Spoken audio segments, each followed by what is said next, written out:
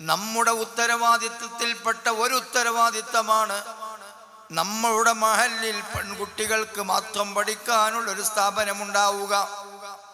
അതിൽ PG വരെ കൊടുക്കട്ടെ സംവിധാനങ്ങൾ. ആ PG വരെ നൽകുന്നതോടൊപ്പം അവർ ഫത്ഹുൽ മുഈനും തഫ്സീറും റിയാദുസ് സ്വാലിഹീനും മിഷ്കാത്തുമൊക്കെ അവർ ഓതി അതിൻ്റെ കൂടെ വഅളും നസീഹത്തും കേട്ട് എനിക്കൊരു സ്വാലിഹായ ഭർത്താവിനെ കിട്ടണമെന്ന ചിന്തയിൽ എന്നിൽ നിന്ന് വിരിയുന്ന എൻ്റെ പുഷ്പങ്ങൾ, എൻ്റെ വല്ലരികൾ, അത് നല്ലവരായി തീർന്നവരോടൊന്നിച്ച് സ്വർഗത്തിൽ ഒന്നിച്ച് ജീവിക്കാൻ പറ്റുന്ന കുടുംബമാകണം എന്ന് ചിന്തിക്കുന്ന ഒരു ഫാമിലിക്ക് സിസ്റ്റം നൽകുന്ന ഒരു നല്ല സ്ഥാപനം ഈ നാട്ടിൽ വളരേണ്ടതുണ്ട്. 2 കാര്യം അതിലുണ്ട്. ഒന്ന്, ഈ നാട് വിട്ട് മറ്റൊരു നാട്ടിലേക്ക് ഒരു കുട്ടി പോകണമെങ്കിൽ മെഹ്റം വേണമല്ലോ. ആ ഒരു വലിയ സംഗതിയിൽ നിന്ന് രക്ഷപ്പെടുന്നു. ഏതെങ്കിലും ബസ്സിലൊക്കെ കയറിപ്പോയി മെഹ്റമില്ലാതെ മറ്റൊരു നാട്ടിൽ പോയി പഠിക്കുന്നതിൽ നിന്ന് നമ്മുടെ മക്കളെ രക്ഷപ്പെടുത്താൻ കഴിയുന്നു. സ്വന്തം നാട്ടിൽ നടക്കാൻ മെഹ്റം വേണ്ടല്ലോ. കാരണം യാത്രയായിട്ടില്ലല്ലോ. നാട്ടിൻ്റെ അതിർത്തി കടന്നാലല്ലേ യാത്ര തുടങ്ങുക. ഇതതിലെ ഒന്നാമത്തെ ഒരു കാര്യമാണ്. രണ്ടാമത്തെ മറ്റൊരു വിഷയം സ്ത്രീകൾ മാത്രം സംവിധാനിക്കപ്പെടുന്ന ഒരു നാട്. സ്ത്രീകളാൽ പഠിപ്പിക്കപ്പെടണം, സ്ത്രീകൾ സംവിധാനിക്കപ്പെടണം. അങ്ങനെ വരുമ്പോൾ അവർക്ക് മറ്റു സാധ്യതകളും ചാൻസുകളും ഇല്ലാതെയാകുന്നു. അങ്ങനെ വരുമ്പോൾ ഒരു ബോയ് ഫ്രണ്ടിൽ നിന്ന് പെണ്ണ് രക്ഷപ്പെടുന്നു, ഒരു ലൈനിൽ നിന്ന് രക്ഷപ്പെടുന്നു. നമ്മൾ ഉദ്ദേശിച്ച ഒരു ചെക്കനെ കൊണ്ട് നമ്മുടെ മകളെ കെട്ടിച്ചയക്കാൻ നമ്മൾക്ക് സാധിക്കുന്നു. അല്ലെങ്കിൽ കല്യാണം വേണ്ടി വരില്ല, സ്വയം പര്യാപ്തത ആവശ്യമാകും. ഞാൻ പഠിക്കുകയാണെന്ന് പറയും, എൻ്റെ പഠിപ്പ് നിർത്തരുതെന്ന് പറയും. അങ്ങനെയൊക്കെ പറഞ്ഞൊഴിയുന്നത് വേറെ ചില ലക്ഷ്യങ്ങൾ കൂടി ഉള്ളിൽ വെച്ചുകൊണ്ടാണ്, കോട്ടിലമർത്തി പിടിച്ചുകൊണ്ടാണ്. അതുകൊണ്ട് ഈ വക ഗുരുമാലിൽ നിന്ന് മുഴുവനും രക്ഷപ്പെടാൻ അവനവന്റെ നാട്ടിലാകുമ്പോൾ നമ്മുടെ ഒരു നോട്ടമെത്തും.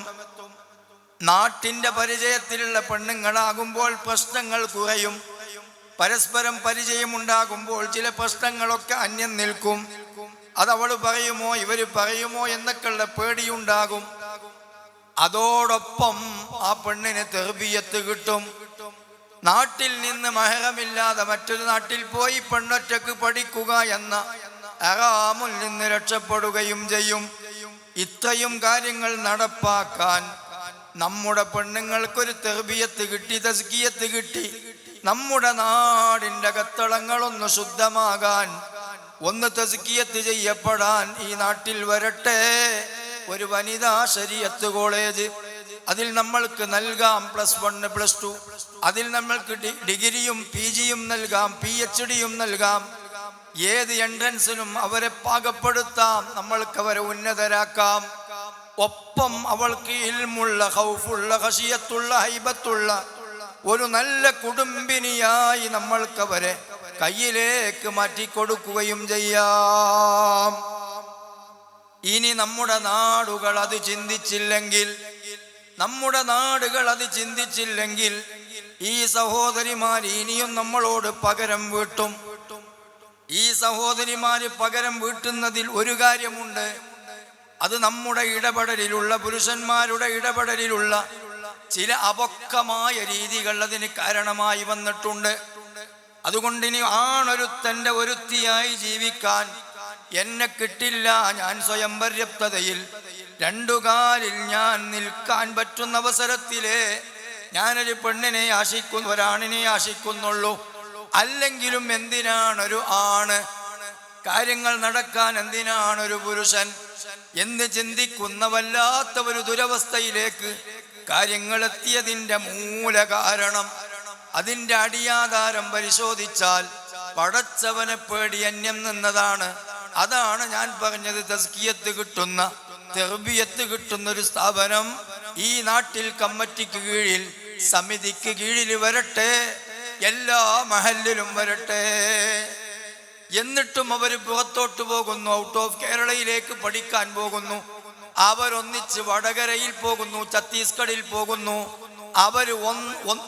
അവൾ മാത്രം മറ്റു വിദൂര യാത്രകൾ 4 ദിവസവും 5 ദിവസവും വെച്ചുള്ള യാത്ര അവൾ ഒറ്റക്ക് പോകുന്നെങ്കിൽ അവൾ അങ്ങ് പോകട്ടെ. എന്നാലും നന്നാകണം, രക്ഷപ്പെടണമെന്ന് വിചാരിക്കുന്ന പെണ്ണിനും എൻ്റെ പെണ്ണിനൊരു റൂട്ട് കിട്ടണമെന്ന് വിചാരിക്കുന്ന രക്ഷിതാവിനും ആ ഉമ്മക്കും ഒരു ചാൻസ് നമ്മൾ ഒരുക്കി കൊടുത്താൽ നമ്മുടെ സാമൂഹ്യ ബാധ്യത തീരും, നമ്മുടെ ഫർദ് കിഫ തീരും. ഞങ്ങളുടെ നാട്ടിൽ ഇതിനൊക്കെ ഒരു സംവിധാനം ഞങ്ങൾ ഒരുക്കിയിരുന്നു എന്ന് യജമാനനായ പടച്ചവനോട് നമ്മൾക്ക് പറയാൻ സാധിക്കും. അതുകൊണ്ട് ഇന്നത്തെ നമ്മുടെ സ്വലാത്ത് ഹൽഖയുടെ, ഇന്നത്തെ നമ്മുടെ ഈ സ്വലാത്തിന്റെ വാർഷികത്തിലെ ഏറ്റവും വലിയ ഒരു സമ്മാനമായി ഞാനിത് തരുന്നു. ഇപ്പോൾ ഞാൻ പ്രസംഗിക്കുന്ന ഇടങ്ങളിൽ മുഴുവനും ഈ ഒരു സംവിധാനത്തെ സംബന്ധിച്ച് പറയാറുണ്ട്. അത് ഞാൻ മനസ്സിലാക്കിയിടത്തോളം 1000 വട്ടം ശരിയാണ്. എന്തുകൊണ്ട്? അങ്ങനെയല്ലാതെ ഇനി രക്ഷപ്പെടാൻ പഴുതില്ല. 5ാം ക്ലാസ് മുതൽ ബോയ് ഫ്രണ്ട് തുടങ്ങുന്നുണ്ട്, 4ാം ക്ലാസ് മുതൽ ഗേൾ ഫ്രണ്ട് തുടങ്ങുന്നുണ്ട്. ആ ബന്ധം പിന്നീട് ചൂടായി കത്തിക്കേറുന്നുണ്ട്, പിന്നീട് പലതും സംഭവിക്കുന്നുണ്ട്. അതാണ് പിന്നീട് നമ്മൾ വിചാരിച്ച ഒരു പുതിയാപ്പളനെ കൊണ്ട് കെട്ടിക്കാൻ സാധിക്കാത്തതും പഠനം തീരാത്തതും. അതിലേക്ക് നമ്മൾ വിഷയങ്ങൾ വളരെ ഗൗരവതരമായി ചിന്തിക്കേണ്ടതുണ്ട്. 28ഉം 30ഉം വയസ്സായ ആണുങ്ങള്, 32ഉം 35ഉം വയസ്സായ പുരുഷന്മാര്, 40നോടടുത്തവർക്ക് പെണ്ണ് കിട്ടുന്നില്ല. എന്തേ കാര്യം? ഇതെന്നെ കാര്യം. ഒറ്റ സാധുക്കൾ. ഇതിന് പരിഹാരം ഒന്ന് മാത്രമേ ഉള്ളൂ: അള്ളാഹുവിലുള്ള ഭയപ്പാട് കയറ്റുക, അള്ളാഹുവിലുള്ള പേടി കയറ്റുക. അതുകൊണ്ട് ആൺകുട്ടികൾക്ക് നിങ്ങൾ ഇൽമു കൊടുക്കണം, പെൺകുട്ടികൾക്ക് സ്വന്തം ദേശത്ത് ഈ സംവിധാനം ഒരുക്കി തസ്കിയത്തും ഇൽമും അവർക്കും നൽകണം. ഇത് രണ്ടും നൽകിയവരുടെ ഉള്ളത്തിലേക്ക് പടച്ചോനെ പേടി കയറ്റിയാൽ നാളെ പരലോകത്തവര് നമ്മളെ പ്രതിസ്ഥാനത്ത് നിർത്തൂല. നമ്മളൊക്കെ വിചാരിച്ചതിൻ്റെ അപ്പുറത്താണ് കാര്യം. നമ്മൾ വിചാരിച്ചു പോയൊരു കാര്യം എന്താ അറിയോ?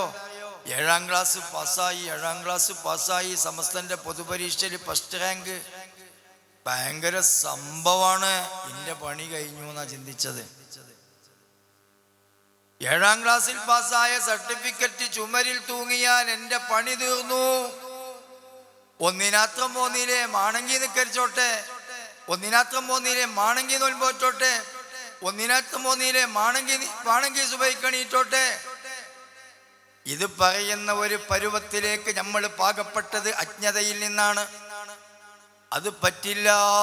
ഒന്നിനാത്രം പോന്നിട്ടും എന്തേ സുബൈക്കണീക്കാത്തൊരവസ്ഥ വന്നു? ഒന്നിനാത്രം പോന്നിട്ടും എന്തേ നേരത്തെ നിസ്കരിക്കാത്തൊരവസ്ഥ വന്നു? ഒന്നിനാത്രം പോന്നിട്ടും എന്തേ അബദ്ധസഞ്ചാരങ്ങളിൽ അകപ്പെട്ടു? അത് കിട്ടേണ്ട സാധനം കിട്ടിയിട്ടില്ല. അത് പടച്ചോനെ പേടിയാണ്. എന്താ പടച്ചോനെ പേടി എന്ന് പറഞ്ഞാൽ? നമ്മൾക്ക് ഉമ്മാനെ പേടിയുണ്ട്, വാപ്പാനെ പേടിയുണ്ട്, ജ്യേഷ്ഠനെ പേടിയുണ്ട്, അഞ്ചനെ പേടിയുണ്ട്, മക്കളെ പേടിയുണ്ട്, പേരമക്കളെ പേടിയുണ്ട്.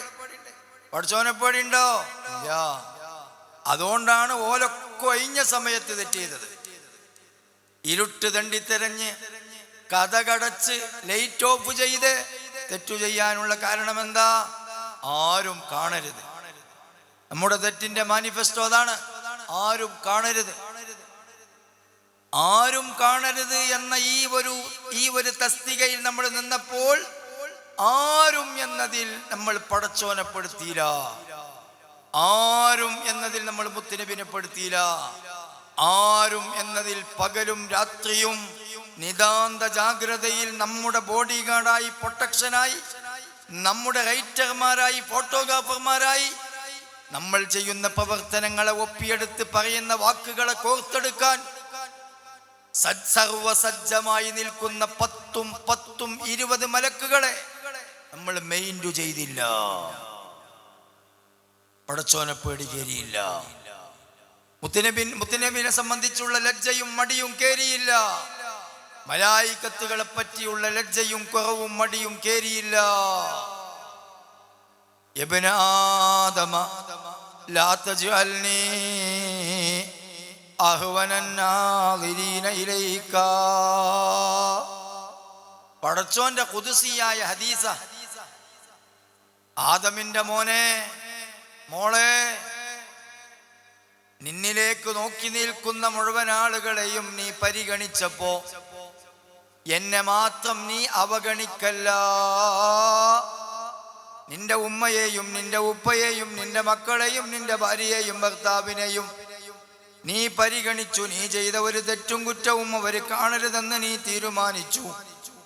അങ്ങനെ നീ അവരിൽ നിന്ന് സേഫ്റ്റിയായി. ഇരുട്ട് തെരഞ്ഞുപോയി, കഥകടച്ചുപോയി, പുതപ്പിനുള്ളിലെത്തിപ്പോയി, ലൈറ്റ് ഓഫ് ചെയ്തു പോയി.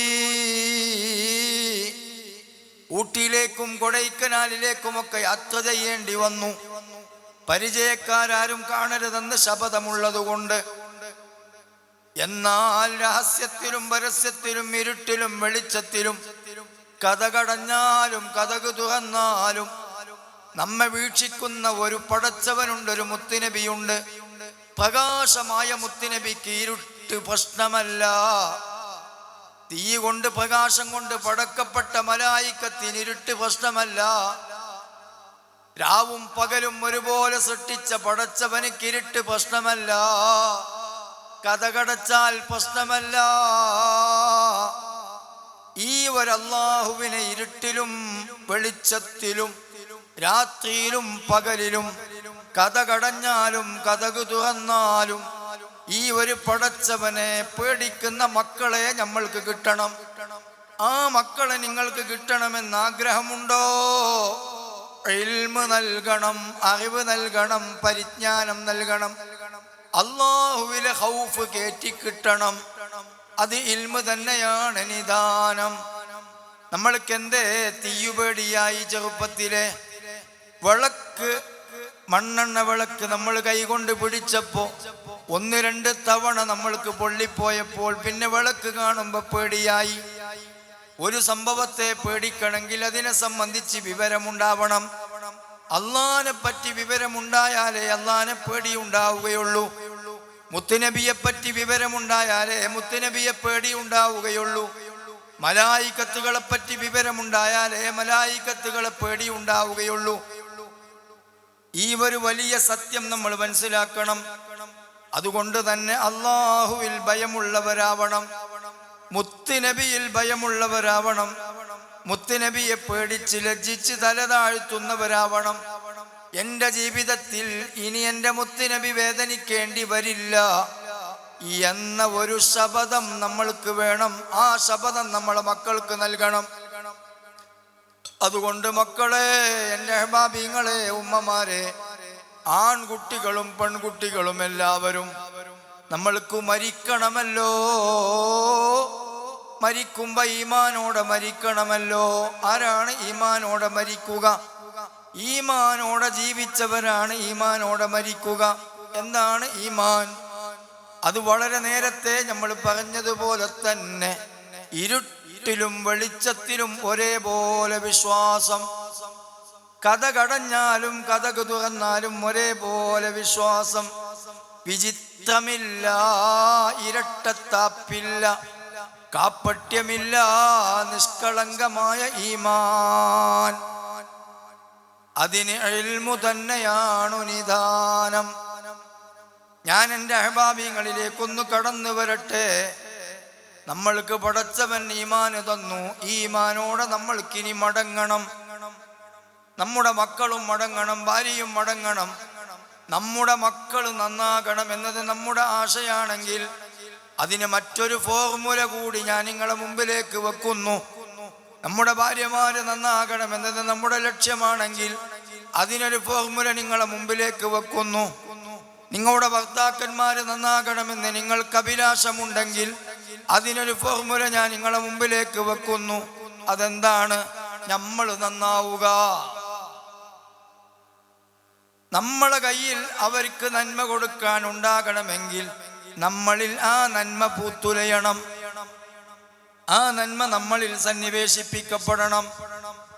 നമ്മൾ നന്നാകാതെ നമ്മുടെ മക്കൾ നന്നാകണമെന്ന് ആശിച്ചാൽ, നമ്മൾക്ക് ഈമാന് കയറാതെ നമ്മുടെ മക്കൾക്ക് ഈമാന് കയറണമെന്ന് ആശിച്ചാൽ, ഇരുട്ടിലും വെളിച്ചത്തിലും കഥ കടഞ്ഞാലും കഥക് തുറന്നാലും, സ്വദേശത്തായാലും വിദേശത്തായാലും കുടുംബത്തിന്റെ കൂടെയായാലും ഒറ്റക്കായാലും ഒരേ നിലപാട് സ്വീകരിക്കുന്ന ഒരവസ്ഥയിലേക്ക് നമ്മൾ പാകപ്പെട്ടാലേ നമ്മുടെ മക്കൾ ആ അവസ്ഥയിലേക്ക് പാകപ്പെടൂ, നമ്മുടെ ഭാര്യ ആ അവസ്ഥയിലേക്ക് പാകപ്പെടൂ, നമ്മുടെ ഭർത്താവ് ആ അവസ്ഥയിലേക്ക് പാകപ്പെടൂ.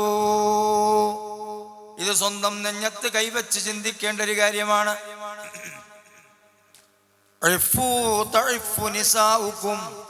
നിങ്ങൾ കുറ്റമുക്തമായി ജീവിക്കുവീൻ. നിങ്ങളുടെ ഭാര്യമാർ, നിങ്ങളുടെ ഉമ്മമാർ, നിങ്ങളുടെ സഹോദരിമാർ, നിങ്ങളുടെ കുടുംബത്തിലെ മറ്റു പെണ്ണുങ്ങൾ, നിങ്ങളുടെ ആശ്രിതർ എല്ലാവരും കുറ്റമുക്തമായി ജീവിക്കും. നിങ്ങൾ കുറ്റമുക്തമായി ജീവിച്ചാൽ നിങ്ങളുടെ നിസാ, നിങ്ങളുടെ പെണ്ണുങ്ങൾ കുറ്റമുക്തമായി ജീവിക്കും.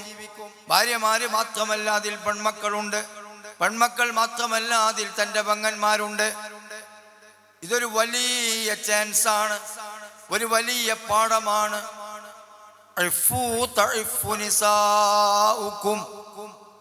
നിങ്ങൾ കുറ്റമുക്തമായി ജീവിക്കലാണ് നിങ്ങളെ ഭാര്യമാര് നന്നാകാനുള്ള പണി.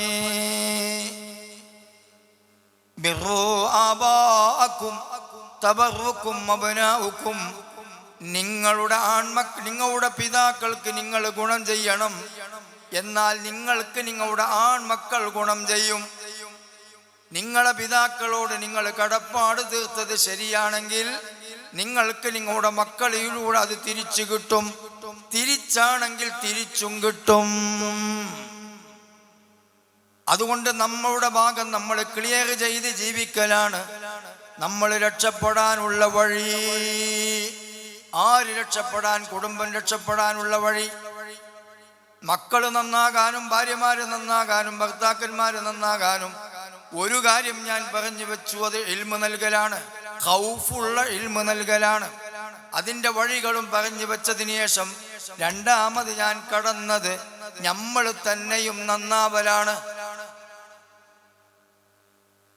ബഹുമാനപ്പെട്ട സയ്യിദുനാ ഫുളൈൽ ഇബ്നു ഇയാദ് റളിയല്ലാഹു അൻഹു പറയുന്നു, എൻ്റെ അടുക്കളയിലെ വേലക്കാരോ ആരാണ്? ഫുളൈൽ ഇബ്നു ഇയാദ് തങ്ങൾ അറിയോ നിങ്ങൾക്ക്? അലം യഅനി ലില്ലദീന ആമനൂ അൻ തഖ്ശാ ഖുലൂബുഹും ലിദിക്രില്ലാഹ് വമാ നസല മിനൽ ഹഖ് വലാ യകൂനൂ കല്ലദീന ഊതുൽ കിതാബ മിൻ ഖബ്ലികും ഫതാല അലൈഹിമുൽ അമദു ഫഖസത് ഖുലൂബുഹും എന്ന ആയത്തിൽ പറഞ്ഞ ആയത്ത് ഇങ്ങോട്ട് കേട്ട സമയത്ത് നന്നായ ഒരു കാലത്ത് വഴിവിട്ട് സഞ്ചരിച്ച മഹാൻ ഒരു കാലത്ത് വഴിവിട്ട് സഞ്ചരിച്ചു പോയി. പക്ഷെ ഈ ആയത്ത് കേട്ടു, അള്ളാഹുവിനെ സ്മരിച്ചിട്ട് അള്ളാഹുവിനെ ഓർത്തിട്ട് ഹൃദയത്തിനൊരു ഭക്തി ഉണ്ടാകാൻ, പേടിയുണ്ടാകാൻ, വിനയമുണ്ടാകാൻ സമയമായില്ലേ മുഅ്മിനീങ്ങൾക്ക്? ഒമാനസലമിനല്ലക്കി ഖുർആൻ കേട്ടിട്ടും അത് പറഞ്ഞിട്ടും മനുഷ്യനൊന്ന് നന്നാകാൻ സമയമായില്ലേ? ഈ ആയത്ത് കേട്ടത് കൊണ്ടാണ് ഫുളൈൽ ഇബ്നു ഇയാദ് നന്നായത്. ആ ഫുളൈൽ ഇബ്നു ഇയാദ് തങ്ങൾ പിന്നീട് ആഖിബത്തിന്റെ കാര്യം ചിന്തിച്ച് 30 വർഷം ചിരിച്ചില്ല. 30 വർഷം ചിരിച്ചില്ല. തൻ്റെ മകൻ മരണപ്പെട്ടപ്പോൾ അള്ളാഹുവിൻ്റെ ഒരു തീരുമാനത്തിൽ സന്തോഷിച്ചു മാത്രം 30 കൊല്ലത്തിനിടക്ക് ഒരു തവണ മാത്രം ചിരിച്ച മഹാൻ, അതാണ് സയ്യിദുനാ ഫുളൈൽ ഇബ്നു ഇയാദ്. ആ ഫുളൈൽ ഇബ്നു ഇയാദ് റളിയല്ലാഹു അൻഹു പറയുന്നു, എൻ്റെ അടുക്കളയിലെ വേലക്കാരികളോ, എൻ്റെ അടുക്കളയിലെ വേലക്കാരികളോ, എൻ്റെ ആലയിലെ കാലികളോ, നാൽക്കാലികളോ, എൻ്റെ ഭാര്യയോ എൻ്റെ മക്കളോ ഞാൻ പറയുന്നത് അനുസരിക്കാതിരുന്നാൽ ഞാൻ അവരെ ഉപദേശിക്കാറില്ല. എൻ്റെ യജമാനനായ പടച്ച തമ്പുരാനോട് ഞാൻ ചെയ്യേണ്ട കടപ്പാട്, ഞാൻ ചെയ്യേണ്ട അനുസരണങ്ങളിൽ എവിടെയോ വിഘ്നം വന്നതാണ്.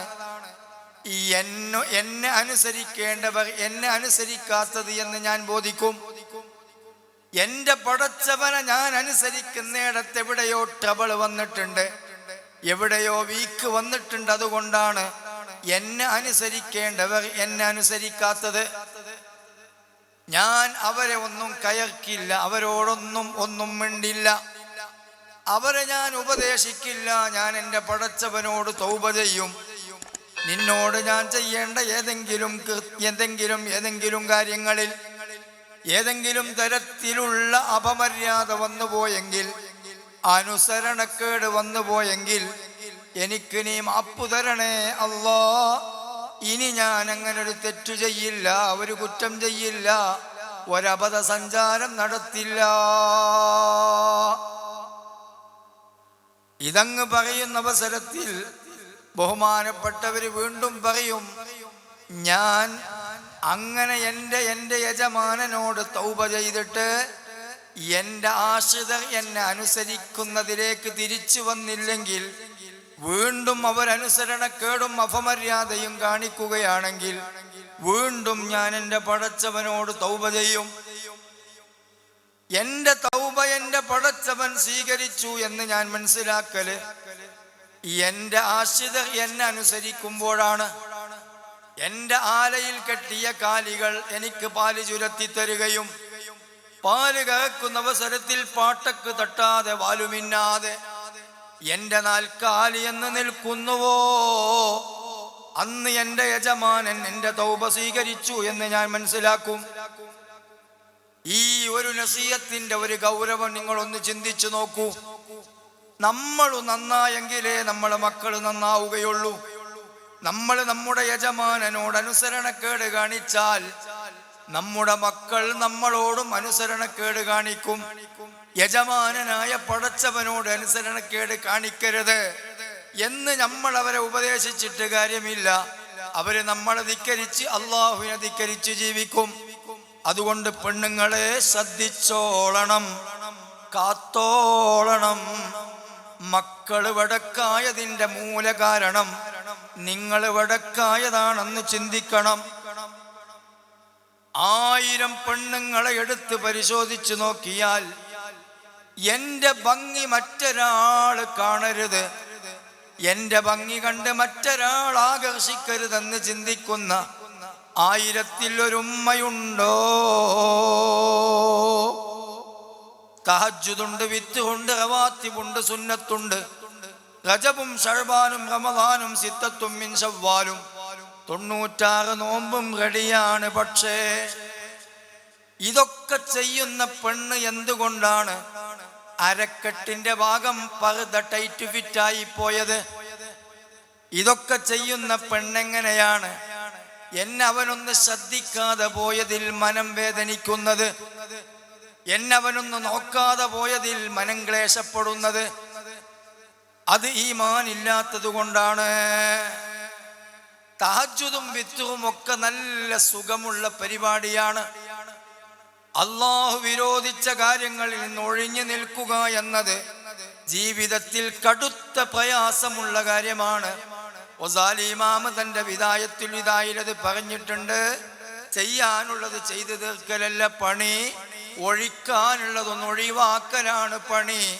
അത് ഏറ്റവും സാഹസികമാണ്, ഏറ്റവും ശ്രമകരമാണ്. യുവാക്കളെ, ഞാൻ വരുന്നു നിങ്ങളിലേക്ക്. ഇന്ന് നമ്മൾക്കുള്ള ഏറ്റവും വലിയൊരു ക്വാളിഫിക്കേഷൻ നമ്മൾ നിസ്കരിക്കുന്നുണ്ട് എന്നതാണ്. നിസ്കാരമൊക്കെ ഉണ്ട്, ഭയമാതിരിയൊന്നുമല്ല. നോൽമ്പൊക്കെ ഉണ്ട്, മുമ്പത്തെ കള്ളന്മാരെ മാതിരി അങ്ങനെ നോമ്പും കള്ളന്മാരൊന്നുമില്ല. നമ്മൾ വലിയ പൊലിവിലാണ് പറയണത്. ഞാൻ സ്കൂളിൽ പോകുന്ന അന്ന് സ്കൂളിലെ സാറ് ചോദിച്ചു, നിങ്ങളെ കൂട്ടത്തിൽ സിനിമ കണ്ടവരുണ്ടോ എന്ന് ചോദിച്ചു. ഉണ്ണികൃഷ്ണൻ എന്ന ഒരു ഹൈന്ദവ സുഹൃത്തല്ലാത്ത ബാക്കി 48 ആളും മുസ്ലിം കുട്ടികളാ. ഉണ്ണികൃഷ്ണനും കൈപൊക്കിയില്ല. ഒരു കുട്ടി അന്ന് കൈപൊക്കി. ഞാൻ സിനിമ കണ്ടിട്ടുണ്ട്, 48 ആളും കണ്ടിട്ടില്ല. അന്നത്തെ ഒരു സാഹചര്യം അതായിരുന്നു. ഇന്ന് അതിൻ്റെ രൂപങ്ങളും ഭാവങ്ങളൊക്കെ പറ്റ ചേഞ്ചായി. എല്ലാം അടിമുടി ചേഞ്ചായി. തെറ്റു ചെയ്യേണ്ടവർക്ക് തെറ്റ് ചെയ്യുന്നതിനുള്ള അവസരങ്ങൾ പരന്നു കിടക്കുകയാണ്. മക്കളെ, നമ്മൾക്ക് മരിക്കണം. അതുകൊണ്ട് ഈ അമലുകളെ കൊണ്ടൊക്കെ നമ്മൾക്ക് രക്ഷപ്പെടണമെന്ന് നിങ്ങൾ ആശിക്കുന്നുവെങ്കിൽ, അഭിലഷിക്കുന്നുവെങ്കിൽ, നിങ്ങൾ മനസ്സിലാക്കേണ്ടത് നമ്മളുടെ ജീവിതത്തിൽ തെറ്റു ചെയ്യാത്ത, കുറ്റം ചെയ്യാത്ത ഒരു കാലയളവ് വരണം. ആ ഒരു കാലഘട്ടം നമ്മളിൽ വരികയും ആ കാലഘട്ടത്തിൽ നമ്മൾ മരിക്കുകയും ചെയ്യണം. അപ്പോഴാണ് നമ്മൾ രക്ഷപ്പെടുക.